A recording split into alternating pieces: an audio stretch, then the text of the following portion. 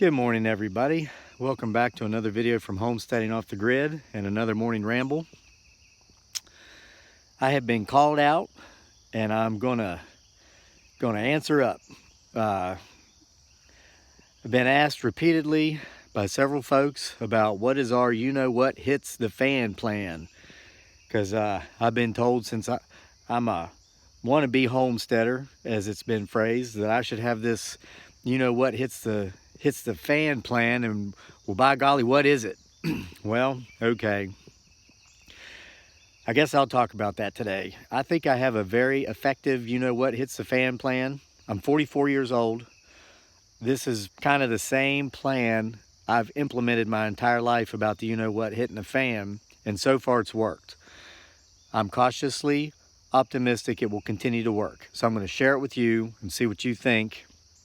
And maybe you can implement this you-know-what hits the fan plan in your life. So, what is it? Well, we know what the you-know-what is. What's it mean? It means many different things. I think what most folks are getting about, though, who are calling me out, is they're basically talking about maybe the apocalypse, the end of times, maybe an oppressive government regime coming in. And, what it really boils down to, folks, is who you ask and when you ask them. Okay, example, I've been back in the U.S. for almost 3 years now, after living in the Philippines for 6 years, almost 6 years. And my wife, dearly, and our son, Daniel, have been in the U.S. a little more than 2 years now. I came back for a few months without them to do the required paperwork to get them here legally, which I did. They're here legally. My son's a U.S. citizen by birthright, but there was still paperwork involved to get that taken care of. It's called Consular Record of Birth Abroad. We had to do all this stuff. Cost some money, took some time, but we did it. So, while I was here alone, this was 2015. And guys, I've said it before, I'm going to say it again. I'm not political, I'm not religious. I have my views. I keep those to myself in regard to those two issues. I think the way I think because that's how I think. It's not because of external influences. And I think after this video, well, it is because of external influences, of course. It's based upon my experiences, my past, my core values, but it's not because, you're going to understand, okay? So I'm here in 2015. I'm running into some old friends. I'm running into making new friends. And, they were warning me. They were telling me, well, you better be prepared at all times because this current administration, no, this is 2015. I'm not mentioning names, but you guys are smart. You know who was in office and what the administration looked like in 2015, okay? They were going to come get me. Because I was a veteran, so therefore I was viewed as a threat. I'm a threat to the current administration and their new plans, and they're just going to come get me and drag me off to an internment camp. I thought, well, gosh, that just sounds terrible. What should I do? Well, I was told I needed to have a bug-out place where I could just scram to and have all these weapons and 100 years worth of food, some kind of pasty stuff that comes in a bucket that you just add water to, and I better make sure I had dehydrated water to put in this bucket. Now, I couldn't figure out what you put in the dehydrated water to turn it to water, but I had to have all these things because they were going to come and get me because I was a veteran, and therefore I was highly trained, and I was a threat. Okay, well, went back to the Philippines, got my family, came back 2016, spring of 2016. Nobody ever came and got me. So I survived that apocalyptic, cataclysmic event, whatever that was all about. I never really put too much stock into it. Well, then I find out there's this other great fear I've got to worry about. And this is because my wife's from the Philippines. And so I'm out there, working for the United States Postal Service for a few months, 6 months, and I'm delivering mail. And I'm getting to know a lot of folks here in Charlottesville. And well, now they're telling me, as they get to know a little bit about me, there's a different group of people now that a new administration has come in, a new man's in charge, and there's a new administration, completely different sort of mindset and whatnot, because it's a different party. And well, now I'm being told I need to be ready. I need to be prepared because the government men just going to come kicking in the doors of my house, and they're going to snatch up my wife and going to snatch up my son, and they're going to throw them out of the country, and I better be prepared to just expatriate again if I want to live with my wife and my son, because it's going to happen. I better prepare. And I say to those folks, well, I don't understand how that's going to happen because my son's a U.S. citizen by birthright, and my wife's here legally, and we're pursuing citizenship. She's really excited about becoming a United States citizen and having dual citizenship. She loves her home country, the Philippines. She would never renounce her citizenship there, but she is very much looking forward to having U.S. citizenship. Well, that doesn't matter. They'd speak a little bit differently, of course, these folks. I'm not doing this correctly. They'd say, that doesn't matter. That you are naive. You are naive to think that you will be protected by the laws, because they're just going to kick in your door. They're going to take your wife. They're going to take your child, and you're going to be separated. Well, so far no one's coming in kicking down the doors to take my son, who's a United States citizen, and no one's been coming in to kick down the doors to take my wife, who is in the United States legally and who's committed no crime in our country or back in her own. But I'm told we're supposed to be prepared for all of this. Well, I'm going to tell you how we're prepared for all this, because we are. Same way we were prepared for them to come get me because I was a veteran. Am a veteran. And I know how to prepare because the world has been going to end at least 4 major times in my life. I Googled this to find out, and when I Googled it, I found out the world's supposed to end like every other week. I had no clue how close we were. But here's 4 times I'll talk about briefly that the world was going to end in my lifetime that I can remember. Once I saw how often it was actually supposed to end, I just turned the computer off and said, no, let's just go from memory here. Okay, now, of course, I was born in 1973. So during the 80s, you know, my formative years as a child, pre-teen, going into my teen years, the world was going to end because we were at the height of the Cold War. Either Mr. Gorbachev or Mr. Reagan, one of the two, was going to lose their cool one day. They were going to push that button and it would be total meltdown. I remember there was a movie called The Day After, scared the living wits out of me. I watched that when I was in 3rd grade. I remember because the teacher had to talk to us about it the next day in school. It shook us up so much. A lot of you watching this remember that. It was kind of like Red Dawn, but we didn't win. So, well, it never happened. You know, my senior year in high school, I graduated in 1992. I guess maybe the year before that. The Cold War ended. The Russian economy collapsed. They couldn't afford to keep up with us in the arms race. And the Berlin Wall came down. And my senior prom, 1992, our theme song was Winds of Change by the Scorpions, and in the video it shows the people from both sides of the wall tearing that wall down and being reunited with family they hadn't seen in a couple of generations, and the world was at peace. Well, it was a great thing. But they say ignorance is bliss, and I guess my ignorance saved me from the next time the world was supposed to end, which was in 1996 or 1997. Of course, it could have been because I was a college student, just drinking beer. I drank back in those days. I don't these days, but I was drinking beer and chasing girls and getting chased by girls, and we just constant game of tag, just, you know, different style because we're a little bit older. Well, there was this group called the Heaven's Gate Club or whatever. I learned about them one day in Professor Bame's science class. I've talked to you before about Professor Bame. If you forget, or if you hadn't seen that video, I'll attach it to the end of this one. It's called No One Owes Us Anything, but Here's How We Can Have Everything. Learned a lot from Professor Bame, and not all of it was about science.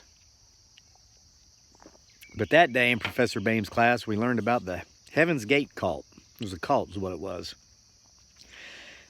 I read about that a little bit this morning because I wanted to have my facts straight. I read about part of it and stopped because I'd read enough. But there was this cult out in California who believed that, you remember Comet Hale-Bopp came through in 96 or 97, discovered by a scientist named Alan Hale, okay? So this cult believed there was a UFO behind this comet, and as it passed through, if they were to, commit suicide right as the comet was passing through, their spirits would catch a ride on this comet, and they'd be taken to this higher plane of existence. 38 people, it was kind of like the Jim Jones thing down in South America, 38 people in California took part in this suicide pact to try to catch a ride on that comet. Well, I didn't know about it because, like I said, I was too busy being a college student. That's how I was preparing, I guess, living my life, kind of like in my childhood in the 80s while the nuclear thermal meltdown was coming. I was out there fishing and hiking and hunting and running track and cross country. And so anyway, The founders of this Heaven's Gate cult, one was a man, one was a woman. Here's how they met. The man was in a mental institution, psychiatric ward, and he met the woman, his co-founder of this group, who was his nurse. And they formed a bond, and he told her he felt like they'd known each other for a long time. And she said he thought they must have met in a previous life. And she said, "Oh, no, come on," because she's a nurse, right, in the asylum. He's a patient. And so she's like, no, come on, you can't be thinking that way. We didn't meet in a previous life. She says, "I had a vision. You and I are prophets, and we're meant to bring about, the new." So that's where she went with that. And they formed this cult, rewrote the Bible in the form of a very thin pamphlet, and said that the guy was basically the Messiah, and he was born in Texas, came to Texas to save the people, and it was nuts. And then many years later, this happened in the early 70s, and again, they're in the late 90s. They took out 38 people with them. But I survived, all right? I was prepared. I'm going to tell you how I was prepared, and I've already mentioned it. I was basically just living my life, maybe being ignorantly blissful. But the year 2000 comes around, 1999. 2000 party's over. We're all out of time because of this thing called Y2K. I was out of college. I was a young man. I was in Charlottesville, Virginia at the time. I was a stockbroker. I was going door to door, knocking on doors, trying to pitch stocks, bonds, and mutual funds. And I met some of the little old ladies I told you about in a video the other day. The reason why we don't take donations, we're not setting up a P.O. box, because those little old ladies that get a stack of mail like this out there, and little old men, a lot of people have commented and they've said thank you. My guy I live with is an old man who is one of those little old ladies. Thank you for not being another person for him to open his checkbook to. They get mail like this because they give $2 to everybody. Save the Bay, save the birds, save the reruns of whatever show was your favorite from 20 years ago. But I met some of these people who were storing 58 million gallons of water in their basement in 1999 because, the computers wouldn't be able to read the code when it turned 2000 and everything was going to crash. There was going to be economic crash. And I thought, well, gosh, maybe I should be worried about this myself. Well, long story short, we all know what happened. Nothing happened. So then when was the world? Oh, the Mayan calendar. This was 2012. The world was going to end again, right? 2012. The Mayans had made this calendar, but they stopped. December 21, I think it was, 2012, the winter solstice. Ooh, there's just end of the world. Well, I was in the Philippines at the time. Yeah, so we were kind of already off the grid because we were living out in the provinces, out in the jungles. No water, no electricity, and a little bamboo hut. I guess the world could have ended and we probably wouldn't have known it. So there was really no preparing to do. But it didn't. So, my point here, and, please note, I'm not knocking anybody's beliefs, and I'm not knocking anybody else's lifestyle. If you're out there, last winter we had a nor'easter. It came through, knocked the power out. My buddies next door lost about 6 beautiful red oak trees, giving us firewood for the next 3 years. But power went out in this whole area for 3 to 5 days.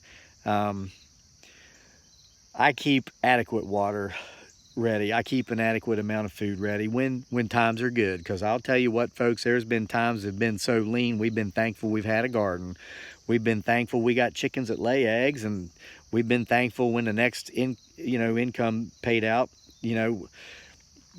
We stay stocked up when we can, but I'm just going to be honest with you. I mean, we're as human as anyone else, and life affects us as much as anyone else. There's times we just haven't been as stocked up as we could have been, or maybe should have been. But we made it through that nor'easter last winter.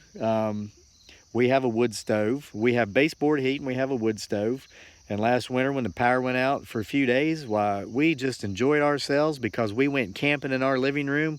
We shut off all the doors to all the bedrooms, and we just kept stoking that wood stove up with wood and kept it warm in there. And we had an air mattress and a bunch of blankets laid out, and it was like we were camping for a few days. And we had our water. I'm on well water, but I keep plenty of water stocked up in storage in the house in case the electricity goes out, because there's an electric pump. We were just fine. And so how do we prepare for the what to hit the fan?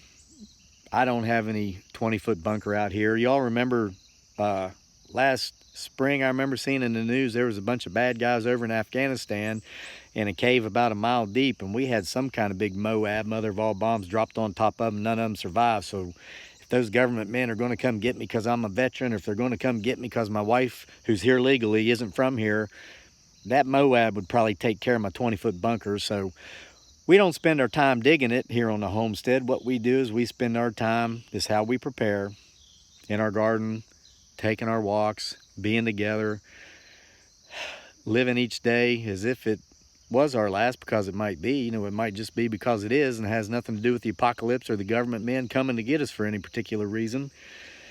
You know, I want to give a shout out to DL58. That's her code name here on YouTube. Her name's Diana, or Diane. She left a comment on a video I made the other day about what it's like raising a biracial child here in America. And folks, I guess I am naive. Somebody said I was naive because I pointed out, until people ask me about it, I have no clue I'm doing it, because my son's my son. I don't see a half this, half that. I see my little boy, the most important person to me in my life. So I guess I'm naive. But, you know, Diane told a story about her nephew. Her husband, or her brother, married a lady from Mexico, and she's a doctor. Diane's brother's a preacher, and they've got a little boy named Jonathan. He's 11. He was born with a condition, I could never pronounce it, but basically I think she described it as if he doesn't have arms and he's only got one finger on both hands. Other than that, Jonathan's healthy. He's got some Jonathan has many challenges, but Jonathan has a mother and a father and a set of grandparents and an aunt and Diane who love him unconditionally, and so Jonathan has a very happy life. So while I was reading Diane's comment about her nephew Jonathan, I'm envisioning my son who doesn't have these challenges, and I'm thankful that he doesn't, but I'm just seeing me holding my son as Diane's talking about her brother and her parents who are in their 80s holding Jonathan. And I'm thinking, you know what? This is how we prepare, guys. This is how we prepare for the end of the world. We prepare for it by living each day as if it's our last. Holding those closest to us,